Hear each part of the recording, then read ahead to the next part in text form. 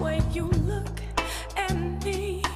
Oh, it's for the only one I see. V is very, very extraordinary. Bonjour Laura. Bonjour Damien. Les derniers chiffres le confirment, hein, le financement participatif, ça marche et c'est de plus en plus populaire. Et donc ce matin, vous avez un exemple à nous proposer. Oui, parce que souvent, je vous parle du financement participatif qui vient en aide aux startups, Oui. aux jeunes entrepreneurs. Mais effectivement, ce n'est pas uniquement cela.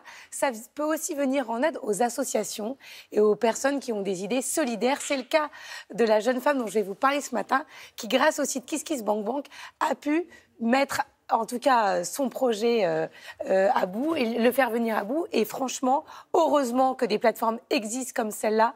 C'est un véritable coup de cœur que j'ai eu pour cette jeune femme qui est maman d'un petit garçon handicapé et qui s'est retrouvée toute seule, démunie, puisque lorsqu'elle a compris que son enfant avait quelques retards, elle s'est dit mais comment faire? Elle est allée voir un premier médecin qui lui a donné un diagnostic, un deuxième qui lui a donné un autre diagnostic. Et on est un peu perdu lorsqu'on est confronté à ça. Et parfois, il y a des parents qui sont parents de petits ayant des maladies rares, très très rares.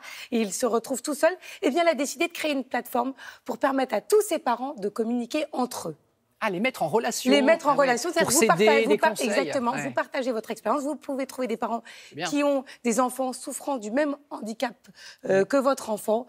Quand on sait que 2% des enfants aujourd'hui qui ont entre 0 et 6 ans ont un handicap plus ou moins sévère, nous sommes allés rencontrer Juliette pour notre plus grand plaisir. Tu vis dans un silence éternel et muet. Je traduis tes regards. Télématin, Inorme première. Comment est né Inorme? Inorme, ça s'est imposé à moi puisque je suis la maman d'un petit garçon de 8 ans qui est en situation de handicap du fait d'un retard de développement psychomoteur. Je me suis sentie très seule, j'arrivais pas à rencontrer d'autres familles et j'ai eu l'idée de monter ma propre plateforme qui met en relation les familles pour faciliter l'échange et le partage d'informations et l'entraide surtout. Moi, j'ai assez souffert d'être face à gérer déjà le handicap et tous les problèmes administratifs qu'il y a autour. Et les seules personnes qui sont susceptibles de nous aider et de nous donner la bonne information, ce sont les parents.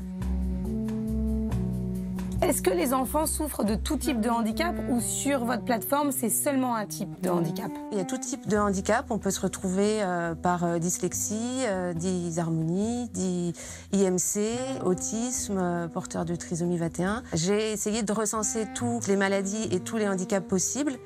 J'ai peut-être pas pensé à tout, mais dans ce cas-là, les familles peuvent ajouter un type de handicap ou un type de maladie.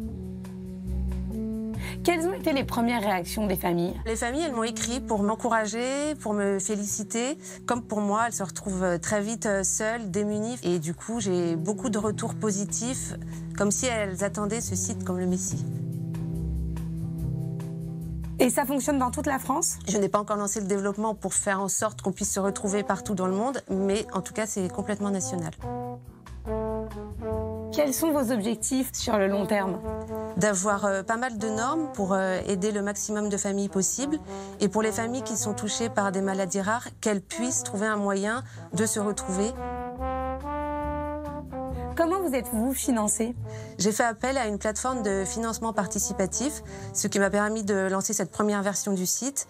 Et pour la deuxième version, j'attends encore d'avoir des subventions de la part d'investisseurs potentiels. Formidable initiative, gratuit évidemment, ce site, Évidemment, c'est pas marchand.